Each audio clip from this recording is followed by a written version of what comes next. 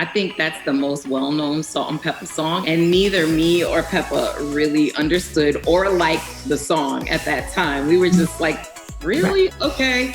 And it ended up being Push It. Oh my mind is blown. Layla, Gigi, how are you? Hi, Rose. I am so excited to be talking with the both of you. Did you ever think in your career that you would be playing the icons that are Salt-N-Pepa? No. Y'all ready to rock? I made a promise to myself that no matter what, I make something out of myself. Play the track. I was so excited, but it doesn't sink in until you start the process, and it doesn't sink in until you see it, and then it doesn't sink in until you're driving down Sunset and you see yourself on a billboard. I saw that on your Instagram. I was like, okay, work it, get under that, tell people what you're doing. Exactly.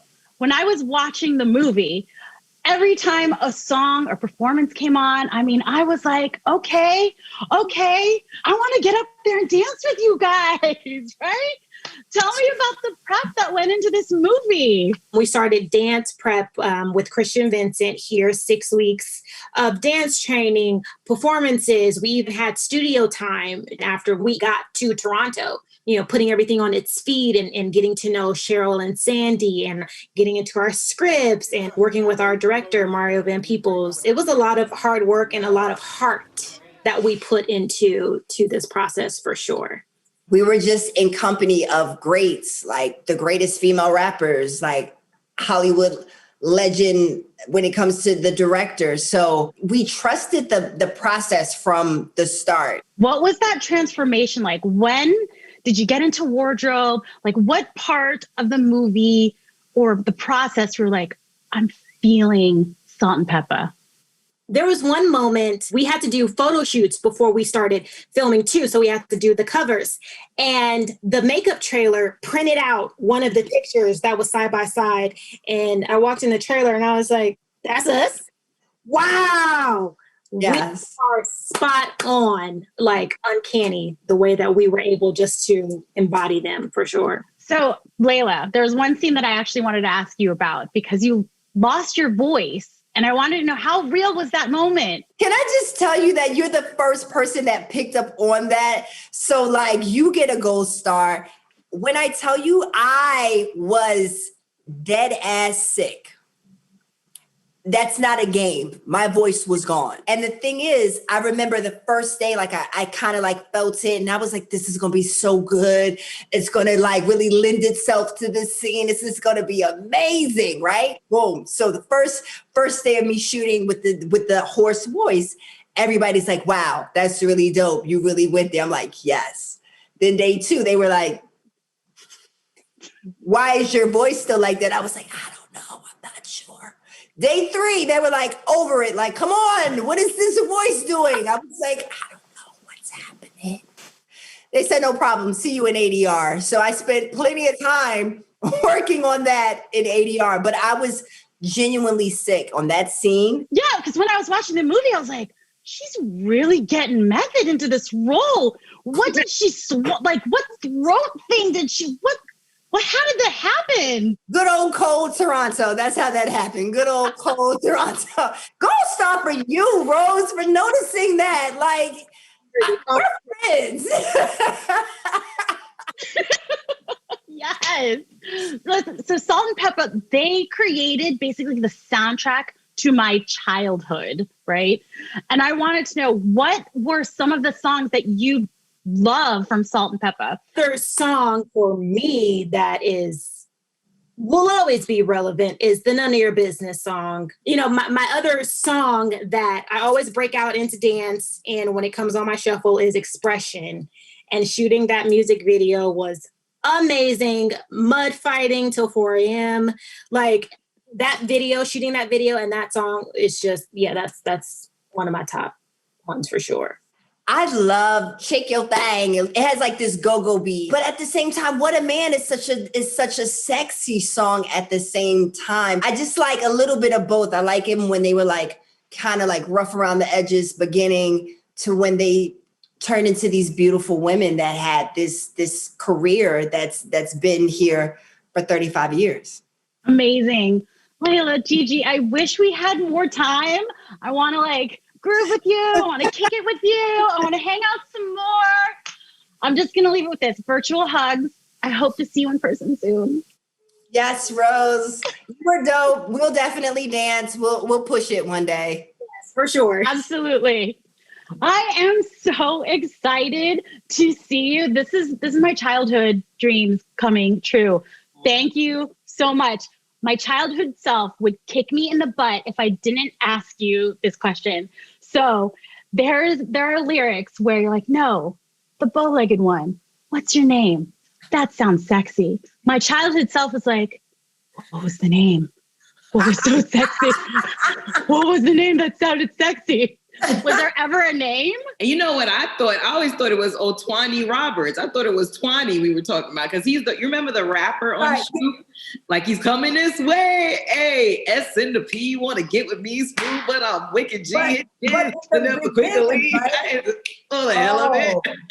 Yes, that was for Twani. The name was Otwani Roberts. Yeah. Now I know. Thank you so much. But Otwani came after he was thought of. I'm saying in the moment when I was writing that, I visualized somebody. Wow. Okay, I get it. All right, moving on. I had so much fun watching the movie, but what I appreciated the most was when you were in the recording studio, the both of you with your babies. As a working mom, I appreciated that. Tell me, what was it like juggling superstardom and motherhood? It was a lot. Children need, I think, structure and consistency. And being an artist is anything but that, but you also want to be there for your kids.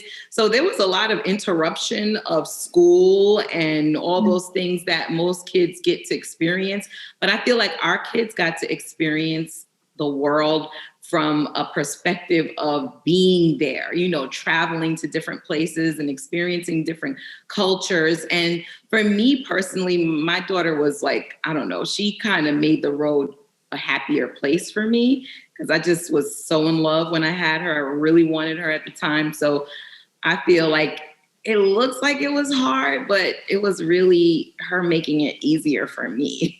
Can I just add, when you say the culture and they got to experience, I just remember every time I have this image of one of the times that we're overseas in Monaco, and my son Tyran, he was like young, he might be like 3 or something like that time. And at this particular restaurant, they have a tradition that after you eat, that you can actually throw your plate on the floor and smash it.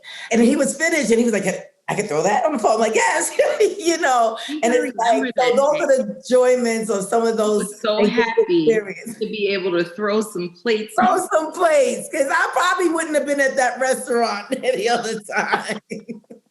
Yeah, but I mean, kudos to all working moms. It definitely is a challenge. But in this industry, as a woman, we have different challenges. We have to work harder to prove ourselves, to be respected, to be heard.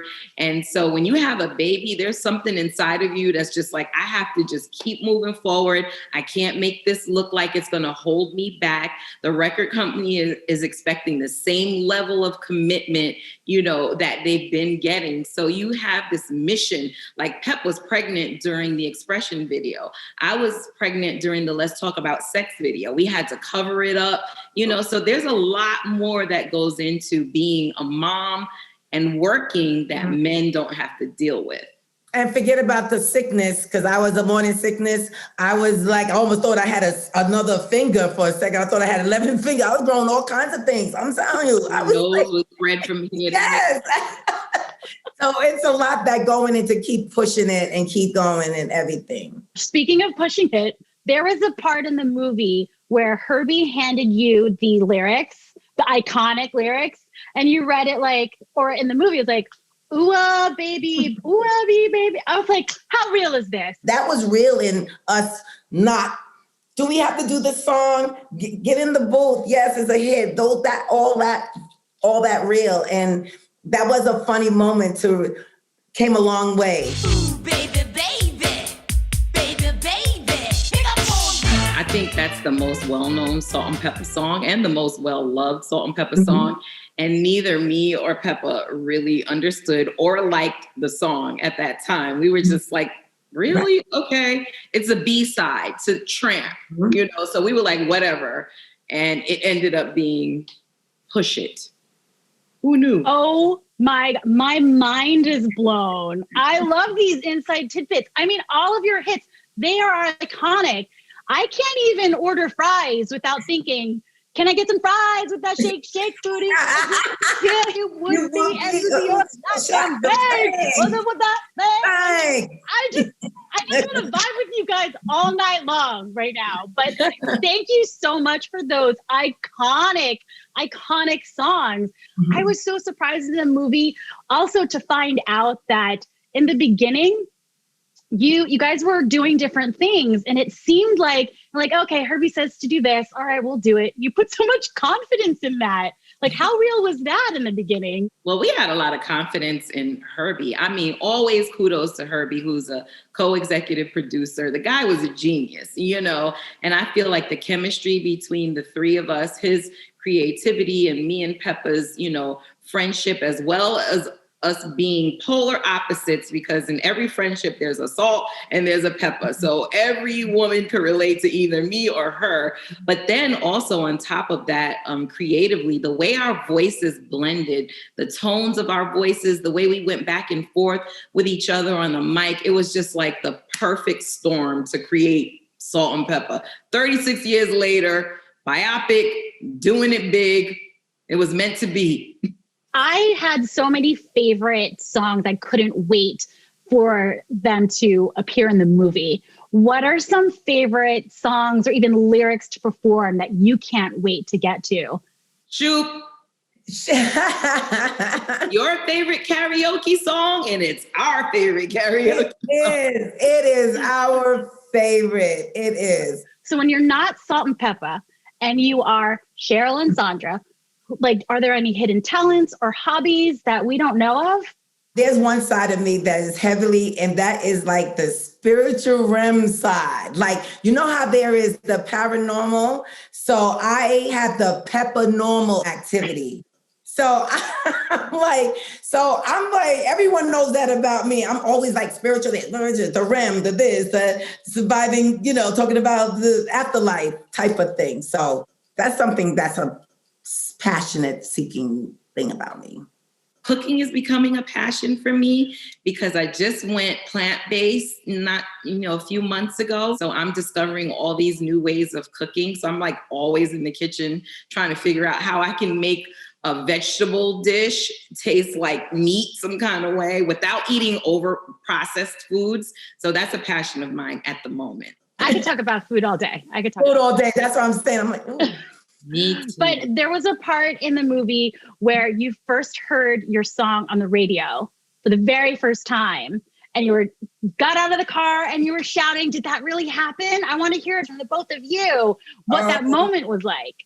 For real happened. So I was driving, Cheryl and us, the passengers, and then we're here, please don't stop. It's a great, how was that? We on the radio. So that's us. And we screaming like, oh my God, we on the radio. I just threw and it's stick shift. By the way, I was driving stick shift, by the way.